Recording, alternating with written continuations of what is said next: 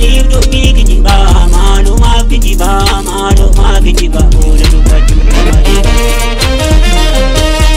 Gorota go bersama bersama ya go orga evolin bersama ora musika kumanjara lamin ora musika kumango waaqni tokkichuma jedhamiti hundumtu tokkichuma tokko galiinis immoo waaqa sana uumaa sana wajjiniin dubbatanii akka abbaatti ilaalanii badii konaadhiis jedhanii kadhaanis galanni galus warma fakkaata afaan kamiinuu haa dubbatu amma warri manaa kooti amantee biraa qabu ani naqu mana amantee isaanii garuu innaa kadhatan nan dhagaa isuma warri koo jedhan yaa waaq nagaan na bulchite nagaan na bulchi hamaanarraa qabii nagaanatti qabii isuma jedhan biyyatti jechaadha isaanis kanuma jiru garuu namni keenya afaan isaatii waaqatti dubbachuu waaqa isa uume sanatti dubbachuudhaaf waaqni uumaan suni imported kan ta'e kan biyya alaatii biyya akka jaakeetii yookiin akka makiinaa biyya alaatii galfatan otoo hin ta'in durmayuu kan achi ture durmayuu kan uume achuma isaan bira kan turee fi isaanuu uumaa namaa ta'uu isaanii amanuutu irra jiraachaa. Kanaaf sana gochuuf aadaa fi siyaasaa fi amantee addaan baasuu barbaachisaa jira. Amma amanteewwan biyya alaa baay'een isaa aadaa fudhatee dhufa. Yoo argiteetta ta'ee Middle East irraa amanteewwan dhufan even Ortodoksuma yoo fudhattu akkuma Giriikitti mana amantaa Ortodoksii keessatti godhanitti biyya keenyattis godhu. Ixaana fa'aa sitti aarsuun weedduun isaaniillee zeemaan isaaniillee uffanni darsu uffatanis hareenni sunis isuma Giriikiin gootu sana godha namni keenya maal jechuudha ennaa kaatolikiin biyya dhufu isuma kan xaaliyaanii sana fudhatee dhufa ennaa protestaantiin dhufu mostly warra weestii kana fudhatee dhufa warra yookiin Jarmanii yookiin Ameerikaa inni kan Arabaas immoo argitu nyaachaa jalqabee akkatti taa'anii jalqabee jechuudha injilbeeffatan Toofarralleen ta'anii barcumarralleen ta'anii aadaa sana wajjiniin dhufe jechaadha amantichi otoo namni gaa amantee sanaa fi aadaa biyya alaatii dhufe addaan baasee waaqnoo silaa tokkuma afaan kootiin waaqatti dubbadha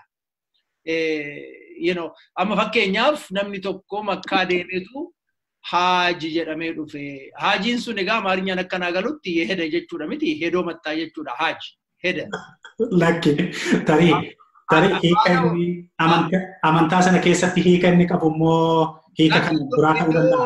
Iddoo namni Muhammad jedhamu tawwaalame nama dhaqee dhufetu malee muudaan itti kennamu hin jiru akka Oromootti muudaan hin kennamu. Achuma dhaqee deebi'uudhaan haaji jedhama heda jechuudha. Maali amaarinyaan baay'een isaa beeta anta anchi kibriit maaloon kun amaarinya afaanuma Arabaati bara anta maaloon kun.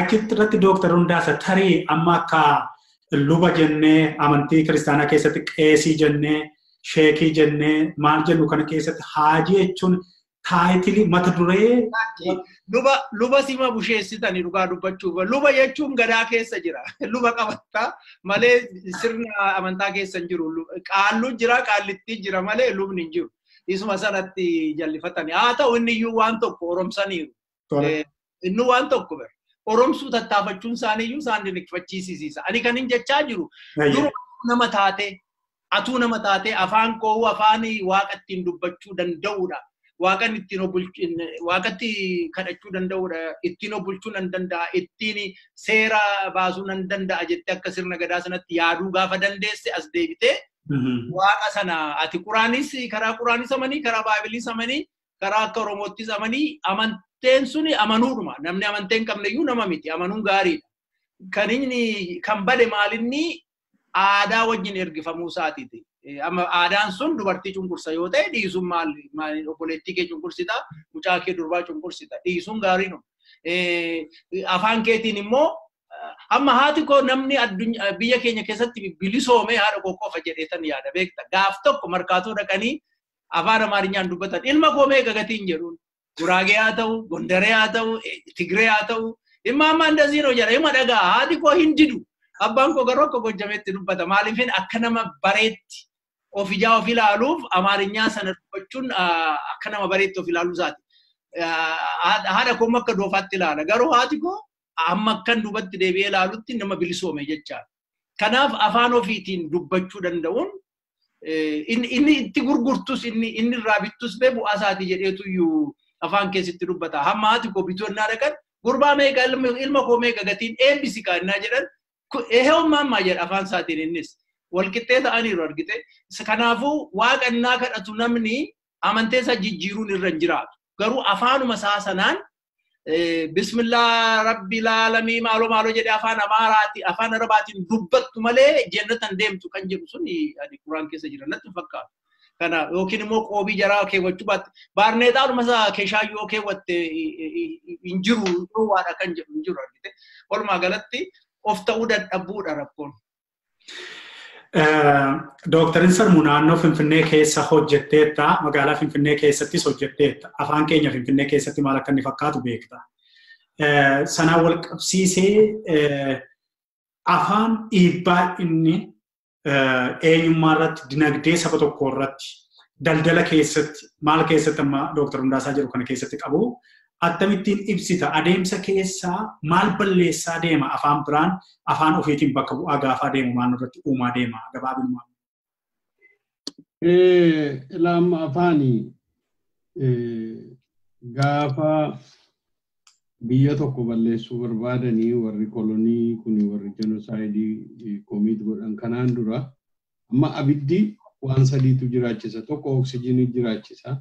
Inni lammaffaa waan boba'u qoraan mukni jiraachuutu irra jira. Inni sadaffaa immoo abidda sanadha. Sparkiin sun qaanqeen sun jiraachuutu irra jira. Balaan abidda balbal jettu sun isheen bobeessitu sun sadan kana keessaa tokko yoo keessaa fuute abiddi sun hin du'a jechuudha dhaama jechuudha. Akkasuma identity uummataa keessatti eenyummaa uummataa keessatti afaan isa murteessaadha. Afaan sana keessaa yoo luqqisse jechuun simply ethnically cleanse goota jechuudha. Akkanumatti afaan sana keessaa yoo fuute afaan sun jijjiirame ethnically cleanse goota jechuudha. Fixxe jechuudha uummata sana. Genocide irratti deemsise jechuudha. Sababa addaayyuu kenni sababa feete fedhii kana fedhiidhaan warri akkasitti badan jiru. Amma biyya keenya keessa namni fedhiidhaan afaan Amaaraa dubbatanii taasa'anii akka uummata Guraagee fa'aa hedduu na gaddisiisu. Baduun suni irran jiru afaan isaanii. Afaan isaaniitiin ijoollee isaanii barsiisutu irra jira. Afaan sun barreessamuu qaba. Afaan suni yaada har'a jiru kana generationiin kun dhaloonni har'a jiru kun maal yaada? Wisdomii akkamiitu jira isa jedhu sana har'atti boruutti dabarsuus irra jira. Even afaan sun yoo darbeyyuu uummanni amma jiru kun yaaddoo akkamii qabaa? Maal akkam keessa darbeera inni jedhu barreeffamee yoo taa'e haala akkamii keessa akka uummanni keenya darbeeru beekna jechuudha.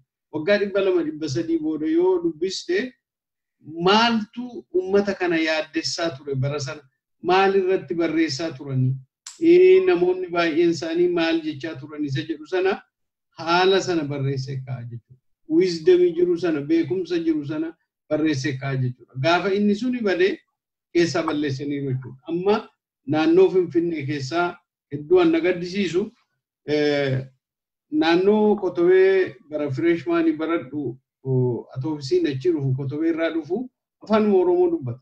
Namni Kotobee naannoo Kotobee jiraatus qotisadha. Garjii qotisa jira.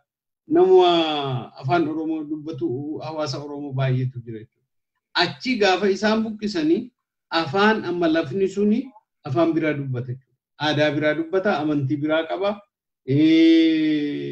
Naannoo sana wajjiniin waan waliin fakkaannetu deeme jechuudha. Amma naannoon suni nama malee gosa malee naannoon sunis maqaa dhaba jechuudha. Naannoon sun mataansa identity sana malee abbaa biyyaa sana malee biyya hin fakkaatu deebi'ee jechuudha. Eenyummaa sana wajjiniin walitti hidhaa qaba jechuudha. Isa sana gaafa tokko isaa keessaa balleessitu badee biyyi badee jechuudha. Haa ta'u. Baay'ee fayyaa ta'e Dooktar Olii gaaffii dhumaas ta'uu danda'a tarii achumaan dhaamsallee dabarfattaa. Gaaffii ansii qabu akkuma biyya alaa kanatti kutaa biyya alaa kana keessatti amma dhaloonni amma jirru kuni warri amma mul'annu kun yoo waan afaan Oromoo kana lafa hin qabsiifnu ta'e biyya alaa kana keessatti dhaloonni kana booda nutti maddanii ammas immoo dhaloonni isaanirraa maddan dhimma fayyadama afaanii fi seenaa akaakilee fi abaabilee tursiisuu keessatti yoo ammaa kaanee qabaa kana lafa qabsiifnee dhimma ittiin baanu ta'e yoo hin barsiifnu ta'e akka inni dhalootatti darbu hin goonu yoo ta'e tokkoffaa dhaloota kana maalirra buusisuu dandeenya. Achi gana warra sichi akaakayyuu 3-4 fuulduratti as dhufan kana yaadaa mee waa tokko naa deebisi. Afaan kana yoo ammaa kaanee bakka itti goonee barsiisaa jaallachiisaa akka daa'imni barbaadutti agarsiisaa hin deemnu ta'e maaltu nu eeggachuu mala kanaaf immoo maal goonuu attam goonu attamiin qaqqabnu kan jedhu sachumaan dabartee tarii waan teknooloojii kanaa irra deddeebiin ta'in malee bara ammaa kanatti waan baay'eetu gadi yaa'eera. Zoomii ani fi namni 5 taanee amma haasa'aa jiru kun hamma nama 100tti ergaan takka mari'achiisuu danda'a. Daa'imman 100f torbanitti kutaa kennuun hin danda'ama. Biyya isaan ta'anii ergaan takka sa'a wal fakkaataa irratti daree galanii barsiisanii xumuranii baasuun hin danda'ama. Weebsaayitii irratti marsariitii irratti barumsa qopheessanii jiraan liinkii kaa'uuf hin danda'ama. YouTube irratti kaa'uuf hin danda'ama. Facebookiin illee sana qaba damee ittiin barumsa kennuu danda'an qaba. Teknooloojii kumaatamatu gadi bahee jira bara dijitaal dhiiraa keessa waan jirruuf. Mee kanaa wal qabsiistee maaltu nu eeggataa sun immoo gara fuulduraatti kasaaraa akkamii keessa kasaaraa eenyummaa akkamii keessa galchuu danda'a.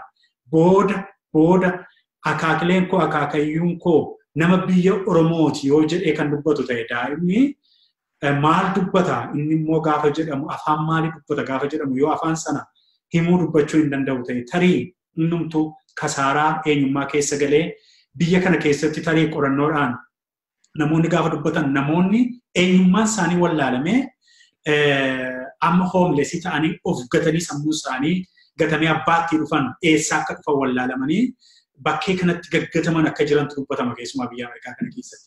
Eenyummaan dubbii cimaadha. Dubbiin achii dhuftee kanaaf kanaa wal qabsiistee erga faayidaa isaa waa tokko lama nutti dubbattee booda dhaamsaa kennadhuutii nu xumuradhu asuma irratti ati. Afaan keenyi miidhamaa turuusaa akka inni barbaadamutti iddoo ga'u dhabuusaaf halagaan akka nurratti taphataa ture hundi keenya waan dubbanne natti fakkaata. Kana booda inni jiru miidhaa halagaan nurra geessisu miti.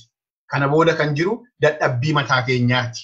Maaliif yeroo kanarratti Habashaan yookiin diinni keenyi afaan kun akka dhimmarra hin oolle, afaan kun akka hin hojjenne nu godha jennee sodaa qabaachuun nurra jira natti hin fakkaatu. Kuni nurraati dhumeera irreversible action has taken already. So kanaaf kan jiru isa uni irratti hojjennudha. Dadhabina keenyaaf laaffina keenya irratti kan ilaalu. Ijoollee keenya biyya geessinee waliigaltee dhabanii jedhe Rundaasaan hankoon sodaadhe nu fuudhee galuuf hin jedha.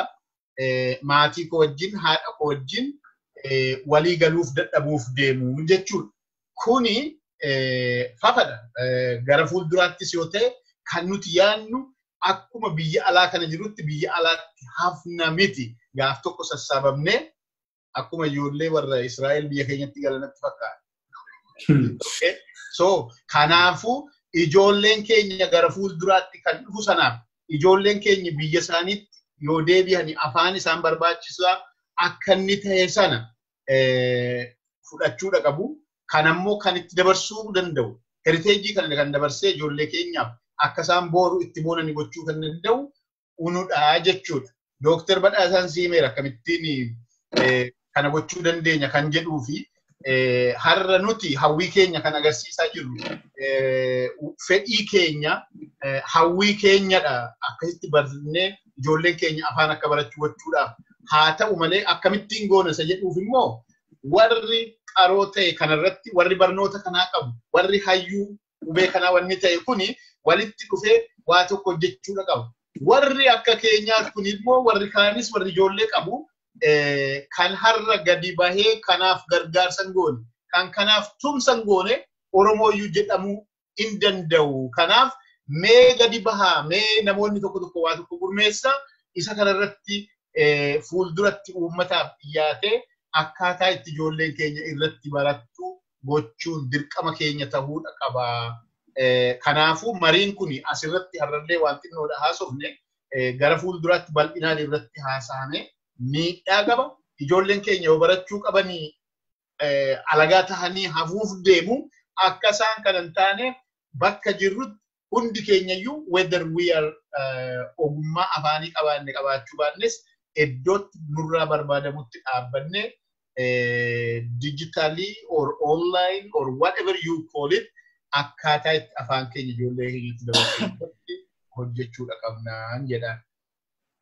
Haa ta'u baay'ee fayyaa ta'e Dooktar Olee mee Piroofeesar Badhaasaa maal haa goonu gara fuulduraatti attam goonee yaaduma dabalataa yookiin dhaamsaa yoo qabaatte ijoollee keenya uummata keenya dachee bal'aarra jiraatu kan ardii torbarraa qabna ardii torbarraa iyyuu qabna yeroo sila tokkoon keessan biyya keessatti illee rakkinni hin jiru jettani biyya keessa namni hundi afaan hin danda'u jara keenya biyya keessa rakkinni guddaan jira biyya keessa digirii baratee diploomaa baratee afaan kanaanuu baratee kan afaanicha danda'ee hin katabne kan afaanichaan keeyyata bareedaa tokko yookiin paaseejii bareedaa tokko baaraagiraafii bareedaa tokko barreessu hin jiru.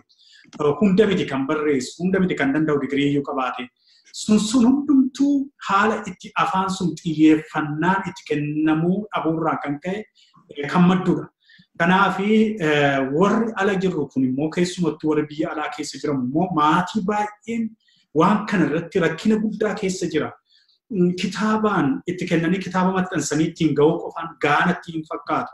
Kitaaba sana dubbisuurra amma barri nuyi itti keessa jirru hundumtuu bara itti waan digitaalaayizd ta'e kana keessatti ijoolleen waan harkatti baattee deemturraa barataa deemti. Baasii keessaa, tireenii keessaa, waan kan biraa keessa gaafa deemtu. Kanaafi mee akkam gooneetu ijoollee kana dafnee qaqqabachuu dandeenya? Waan dhaamsa yoo si keessatti hafe jiraate jechumaan nu dhaamtee sanaan xumurru Piroofeesar Badhaasa.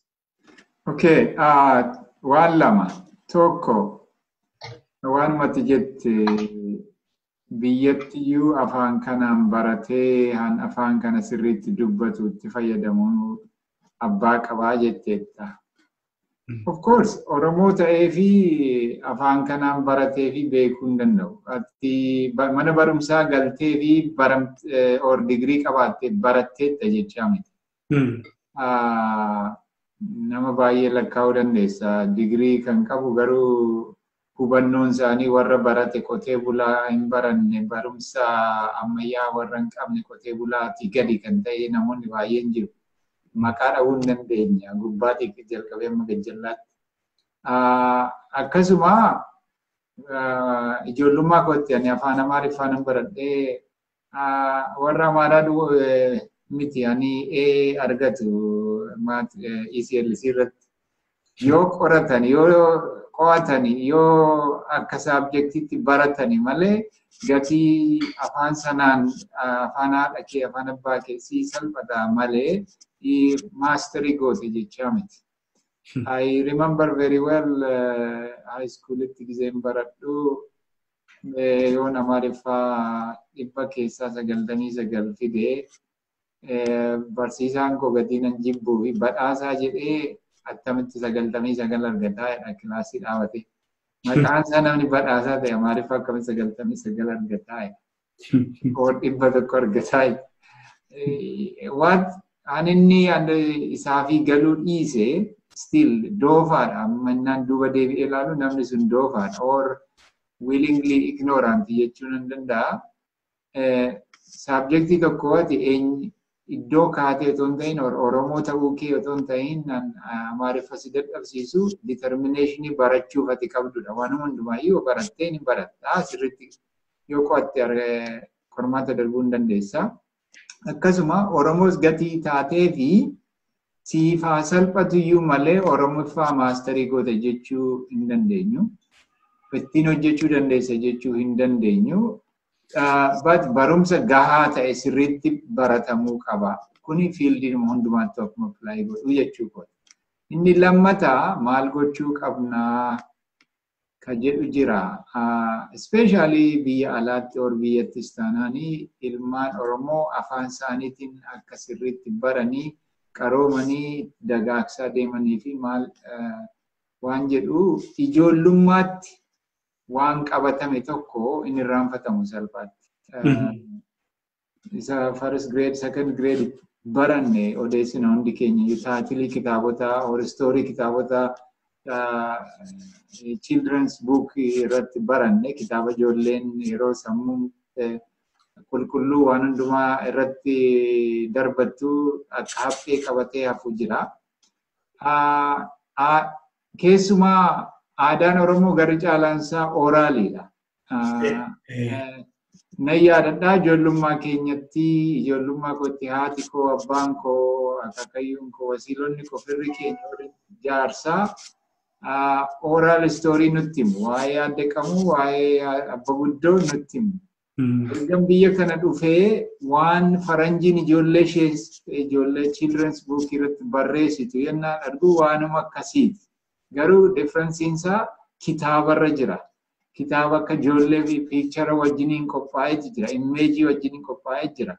Waan gaggabaabaa fuula xiqqoo qabu irratti akkasitti barreeffamee ijoolleef yoo qophaa'e biyya alaatti yoo sun immoo dijitaalaayizii ta'ee biyya alaatti yeroo isaa wajjinii jechaadha. Biyya alaattis biyya keessattis gabaa argachuu afaan keenya jalqabanii sirriitti baratanii jechoota tokko warra badan warra baay'een fayyadamne meenteenii godhanii ijoolleen itti baratanii itti gammadanii itti guddachuu ni danda'u kan jedhudha yaadanis ibsuudha. Ulfaat baay'ee fayyaa ta'ee Dooktarin Sammuu sitti deebi'aa teknooloojii kee ani nuti godhee tole walii galatti gaa yoo maal goone maal wayya maal hagoonu maaltu nurraa eegamaa dhugaatti waa'ee saayinsii afaanii lafa kaa'uu qofa miti.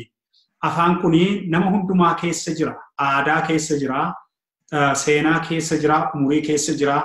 Namoonni biyya alaa kana keessa jiraatan hundumti keessanii specializationin keessan waan biraa haa ta'u malee waan Oromoo keessaa dhalattanii biqiltanii fi kan masilaa dubbataa turtanii waan moggaasa maqaatii qabeellee waan safuu waan duudhaa waan ayyaanaa waan moggaasa waan qaalluu waan hedduu waan naannoo keenya argaa guddannee wal qabatee afaan achi keessa jiru jechoonni achi keessa jiru. Kanaaf attam goonee sana harkisnee afaan keessa galchinee waan ammayyaa kan anuma wal qabsiifnee waan daa'imman jaallattu kanaa wajjin wal qabsiifnee attamitti akka isaan soorachuu danda'anitti finnee jala kaa'uu dandeenya. Kanaaf immoo biyya alaa kana keessatti civic organization baay'eetu jiru maqaa adda addaa moggaafatee community'n kuni waan waldaa yookiin cheerchii kuni waan masjiidaa kun jira. Kun hundumtuu kan maslaa Dooktar Hundaasaan waa'ee amantii keenyaa wal qabsiisee nu qeeqetti mana amantaa ofii keessatti hawaasni Oromoo ala jiru kuni attam godhee oromsuu danda'a afaan Oromootti deebisee waan itti amanuuf waan godhu sana daa'imman isaa dhaalchisuu danda'a. Kanaan wal qabsiistee maal nuu dhaamtaa Dooktarin Sammuu? Amma akkan ani yaadutti jireenya keenya keessa afaan suni ba'uunsaa jechuudha. Jireenya keessa daily life keenya keessa afaan sun baheera. Afaan sana jireenya keenya keessatti guyya guyyaan akka jiraannu sana keessatti karaa itti galu sana qabaachuu qabna jechuudha. Karaan jiruun suni ittiin afaan keenya jireenya keenya keessa wajjiniin galee haala nuti keessa jiraannu sana keessa yoo itti gashine tokko ittiin itti fayyadamuu dandeenya jechuudha.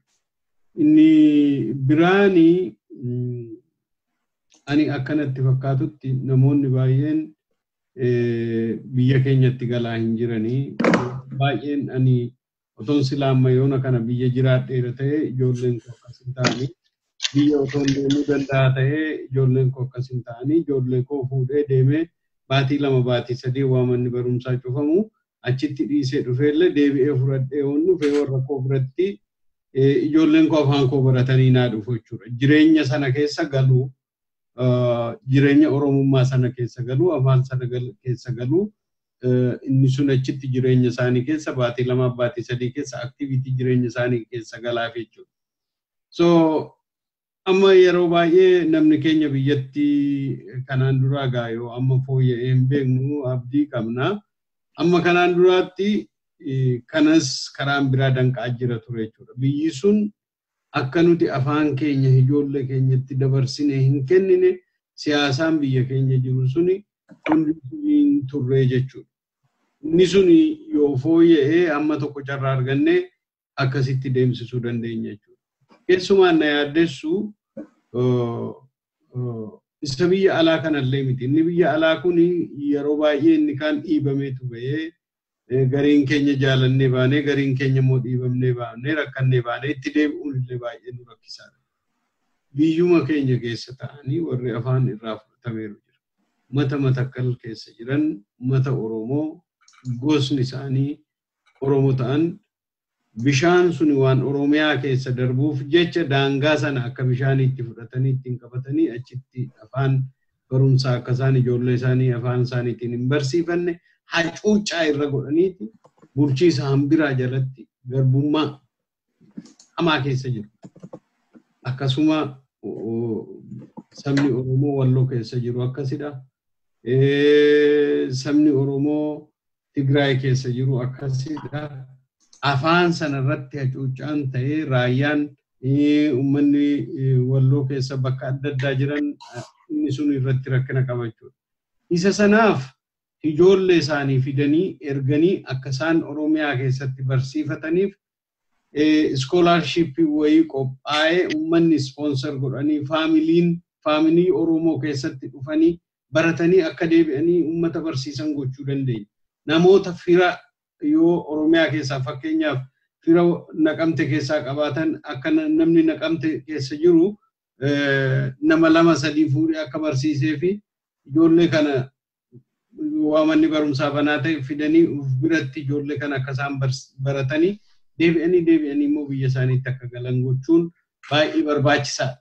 Akkasitti gochuun malaan keessaa bahuu dandeenya jechuudha. Inni as jiraatus akkasuma akka scholarship akka practice akka visitiidhaan namni yoo galuu danda'a ta'e ijoollee isaa fuudhee biyyatti galchee baatii 1 baatii 2 warra isaa wajjiniin turchee afaan sana akka inni san tolchanii baran practice godhan gochuun hin danda'ama jechuudha. Practiceidhaan supportidhaan ta'e tokko yoo ta'e afaan sana salphaatti barachuudhaaf hin deeggara jechuudha. Kana natti fakkaatana. Haa ta'u baay'ee ulfaadha xumura irratti egaa gara Dooktar Hundaasaa Sheetee Hundeetti hin deebi'a. Akka waliigalaatti Dooktar Hundaasaa dhaamsi ati keessaaf alaa qabdu akkuma waliigalaatti waan nutti himtu yoo jiraate biyya alaa kana keessatti maal gochuu akka qabnu eenyurraa maal akka eegamuu fi eessatti akka dadhaboota ta'ani nutti himuudhaan falasaa wajjin ammoo gara biyya keessaatti immoo ijoolleen ija jabina guutuudhaan afaan isaanii guddifachuu keessatti utuu naman gaafatiin yeroo baay'ee gaaffiin bara mootummaa wayyaanee kana keessa waggaa 28 guutuu gaafatamaa ture afaan Oromoo afaan hojii federaalaa nuuf ta'u jennee kadhachuudha. Waan kadhannaa sun waan waannaa nuti saba ollaa keenya afaan nurratti guddate sana saba afaanichi dubbatu sana jalatti gadi kufnee kadhachaa turuu ooluu kun waan miidiyaarraa tibbanallee ilaalaa jiru kanadha. Ofitti amanuu dadhabuun bilisummaa sammuu dhabuun of taanee waan gochuu qabnu tokko gochuu dadhabuun waan ofii keenyaa ofiin murteeffannee afaan keenyatti fayyadamuu jalqabuun dadhabuun dadhabbii keenya nuti fakkaata. Kanaan wal qabsiistee dhaamsa akka waliigalaatti nuu qabdu afaan Oromoo ilaalchistee kan xumuraa hankeetiin xumurraa Dooktar Hundaasaa Cirraasii kenne. Galatoomii beekan dubbiini Leeniin gaafa revolutionii bara 1917 sana gaggeessu gaafiitti itti baay'ate. Gaafii qotee bulaa gaafii working class warra factory keessa jiru hundi isaa gaafii qaba. Mindaa inni kan mandaa gaafatan inni kan mirga kan dubartii jennaan kitaaba wayii barreesse eessaa jalqabnu jedha. Afaan Rashaatiin Gijeena Chinaat eessaa jalqabnu amma keenyas eessaa jalqabnuudha gaafii nama Maal yoo jette amantii keessa jira, inferiority gadaantummaa keessa jira, magaalaa fi baadiyyaa keessa jiraachuu irratti rakkoo jira. Maaliif inni warri magaala jiraatu afaan Oromoo dubbachuu akka doofaatti amma ammaatti qaaneffachaa ture. Reef iyyuu irraa kaa. So eessaa jalqabnu kan jedhuufi iddoo lama. Tokkoffaa ati akka nama tokkootti duratti Profeesar Badhaasaan kaaseera. Beektaasi wallaafoo jira namni tokko. Piyaanoo taphata.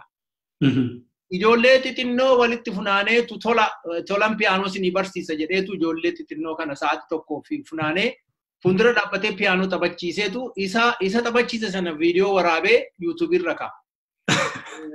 YouTube irra kaa'eetu namni subscribe godheetu ijoollee isaa argisiisa.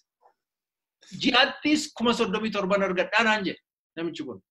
Manuma isaa taa'ee hin deemu. Kana dheengadde kaleessa malee dheengadde natti $37,000. Subscription dhaka worldwide ilaala piano namni daa'ima ofii onni jedhu argitee common waan ta'e tokkodha. Daa'ima ati Poland jiraadhu, South Africa jiraadhu, aadaa piano sana ijoollee ofii barsiisuudhaaf fedhii qabaannaan isuma YouTube piano learning plan akkatti inni egaa coin godhen beeku lesson piano lesson jedhee godheera natti fakkaata. Nama manaatu ilaala subscription irraan argata advertisement irraan. So akka nama tokkotti sana qubee barsiistee viidiyoo isaa kaastee namni ijoollee keessan barsiisuu barbaadan even Japan haa ta'uuti faranjiin second language for African language amma African language jedheenna mee Google godhi Afrikaanartu sitti ba'a warra adii African language jetteetu warri Dutch already afaan Afrikaa akka kan ofii godhatteetti Oromoon hin goone sana. So kana gochuun hin danda'ama namni yeroo fudhate jechaadha. Creative thinking. Kabira popularize gochuun kan danda'amu amma magaala naani freshmanii ture. Amaariyaa dubbachuun akka doofummaatti akka fudhannu gooneetu inee amaariyaa alchilum jennee cabaquu sana akka faashinii goonee turreeyyu. Freshman ibsa kan diiritti jechaadha. Just afaan amaaraa dubbachuu dadhabuun mataansaa akka faashinii tokkotti akka fudhatamu faa gochaa turre jechaadha. Very simple tweak gochuu dandeessa. Ijoolleen Oromoo taate beeka akkas gootee ijoollee shikantiis gochuu dandeenya. And yet wanni guddaan hundee qabeessi fundamentally kan barbaachisaa ta'u of geeddaru. Na duuba footoo koo kana gubbaa ilaaltu gurraachi wanni God jedha. Adii kun diimaan unity jedha. Itti barreeffame peace nagaa jedha miti. Sana jechuun waaqni gurraacha jechuudha. Waaqa gurraacha garaagar baalee immoo galaa taliilaa jedha Oromoon. Nuti gurraachi bifti keenya gurraachi kun bifa waaqaatiin uumamuu keenya yoo amanuu baannee nama gogaansaa shoollibeetti saganna ta'e. Isaan fakkaachuudhaan rifeensi keenya akka rifeensa gaangee akka dheeratu luuguudhaan dubartiin keenya horii balleessiti yoo ta'e. By the way, documentary tokko ilaali isa good hair kan jedhu. Chris Rock hojjete. Multi-billion dollar industry dha rifeensa Hindii bitu dubartiin Afrikaa. So amma namni ofitti hin deebinetti isa dur Oromoon dhibaayyuu jedhee muka jalatti dhibaafatu Moses dhufee isuma keenyaa sana Christmas jedhee Baabilii keessa ilaali the pagan culture jedhuun isuma keenyaa isuma uummata Feroo sana fuudheetu horos faa nama keenya ta'eetu qubeen keenya ta'a nama Egypt dhuftee arabni Egyptian civilization jettu isuma keenyaa sana otoo qubee keenya ta'uusaa beekne. Somaalee sarara tokko lama sadi hafar shan jedhee lakkaa'u fira keenya ta'uusaa otoo beekne. Sidaamaa fira keenya ta'uu beekne uummata guddaa ta'uu keenya hubanna jechaadha. Uummata gadaantuu gurraachummaa isaatti illee saalfatu garuu abbootiin akaakileen keenya gurraachummaa keenya iyyuu waaqa wajji wal bira qabee God created human in his image isa jedhu sana kan Oromoon waaqa gurraacha kan jedhu sana fudhachuu baannaan amma inferiority complexiin mataa namaa yaabee adii ta'uudhaan tattaafatee shoollibuun waan guddaatti fakkaatee rifeensa adii horachuu waan guddaatti fakkaatee diimachuun bareedina ta'ee gurraacha ta'uun fokkisaa ta'ee funyaanii fi hidhiin furdachuun fokkisummaa ta'ee har'a faranjiin artificially wanni galfatti hidhii ishiitti akka furdatu beektu maaliif hidhiin isaanii gogaa tarsa'e fakkaata akkanatti wanni ta'ee hidhiin iddoo isaan beekamu Kanaaf hudduu isaaniitti illee akka Afrikaa akka fakkaatan ofitti galchu yookaan siniin jedha. Kanaaf uummata gadaantummaa sana keessaa baanee I'm not my hair jettee mucaan sirbitu tokko jirti. African American tokko I'm not my hair. Ani rifeensa koo miti. Kanaaf amma ofitti deebinee gurraachummaan keenya waaqa ta'uusaa imeejii waaqaatiin uumamuu ta'uusaa ofitti amannetti. Amma aadaa biyya alaati ergifanneessa waan guddaa goonee warra sana warra kana waliin jechuun hin hafnetti. Isuma keenya immoo kunoo Museen fuudhee pagan kuni maali jedhee gaafatee jedhu uummata kushkan. Wanniidha dhibaayyuudha waaqa galata galfannannaan itti fufaa maal kun ammeenya maal qabaa jedhe har'a muka ciree namni keenya amaarri nafu guraageen gaattiraa mureetuyyuu Christmas tree jedha isuma keenyaa isa dhibaayyuu duritti beeknu sana. Kanaaf amma ofitti hin deebinetti amma ofitti hin amannetti namummaa keenya amma guutummaatti hin fudhannetti afaan qofa barsiifna yookiin aadaa qofa barsiifna jennee tokkitti keessaa luqqifnee haasa'uun rakkoo ta'eefani maqaa Lenin kaase where to begin jedha kitaabni isaa eessaa jalqabna. Kanaaf ofirrattis hojjechuu daa'imarrattis hojjechuu karaa lachuu nu baasa jechuu barbaade. Haa ta'u egaa hayyoota keenya dhugaatti baay'een isin dadhabsiisee yeroo dheeraa fudhanne dhimma kanarratti isinis yeroo keessan guddaa aarsaa gootanii haa ta'u immoo malee beekumsi isin akka roodmaappiitti lafanuu keessan kuni walumaa gala Oromoo ardii kanarra jiru hundumaaf kan ta'uu fi namni illee keessatti akka daawwitiitti keessatti kan of ilaalu beekumsa maddisiistanii kabajaa guddaa isinii qabna. Dr. Olii Gurmuu Bachee Kaalifoorniyaarraa, Dr. Insarmuu Teessoo Teksaasirraa, Profeesar Badhaasaa Taaddasaa Mineesotaarraa, Dr. Hundaasaa Sheetee Hundee Utaarraa kutaa biyya Ameerikaa keessaa isin shanan isin arfani wajjiniin gaaffiif deebii gochuu koo ani immoo as kutaa Masaachusetts magaalaa Cambridge irraa gaaffii waa'ee dhimma afaan keenyaa waliigala gaaffii buufnee baafnee eessatti maal akka ta'uu fi maal gochuun akka nurra jiru ogummaa keessanii wal qabsiistanii kallattii baay'ee nu argisiistaniittu galata guddaan isinii qaba maqaa daawwattoota koo ala biyya keessa biyya alaa jiraatan hundumaatiin.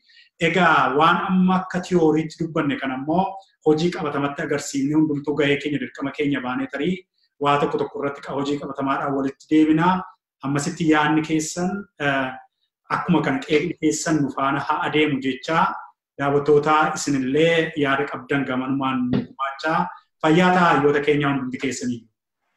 Tole nagaatti galatoomii beekan.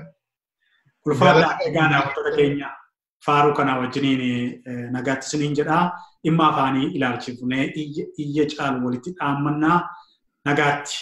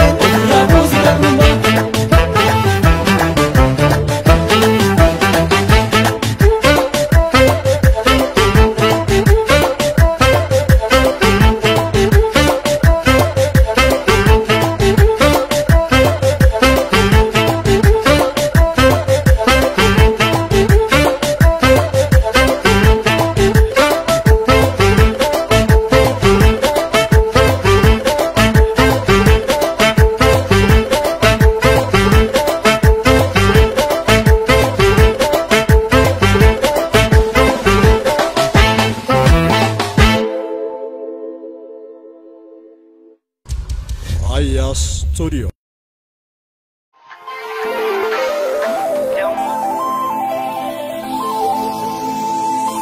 Orte ganama ko pura gadati madda ko kota ko kere jati gadam bulta ko gadadoi ay manaya mal tu me ya rasa